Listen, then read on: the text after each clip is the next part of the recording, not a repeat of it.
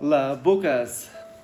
Aš esu vienas iš tų žmonių, kuriems labai sunku susikoncentruoti ties tom, ką jisai daro. Pas mane mintys sukasi 24/7 ir kartais atrodo, kad būti momente yra labai sunku. Tai kaip aš su tuom būnu? Kai einu valytis dantis, tai valausi dantis maksimaliai su įsitraukimu. Tai kaip gera pajausti tai. Kai einu į dušą, tai mėgaujasi, kaip vanduo nuteka, kaip liečiu savo kūną, kai jaučiu šiltą arba šaltą vandenį ir mėgaujasi irgi šituo procesu.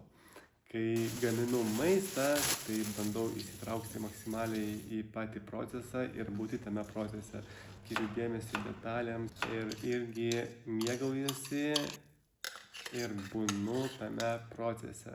Kai einu valgyti, tai prieš maistą pas mane yra toks mažas ritualas, padėkojimas už patį maistą, padėkojimas kūnui ir valgau su maksimaliu įsitraukimu į patį procesą. Tiesiog užsimerkiu, taip, susikoncentruoju ties skoniu, ties kvapu, skiriu dėmesį visam tam ir mėgaujuosi taip, pilnai įsitraukiant, kiek man tiesiog pavyksta. Tai va, einant per tai, taip žaidžiu su tuom ir didinu savo koncentraciją. Taip, ačiū tau ir iki kitų kartų.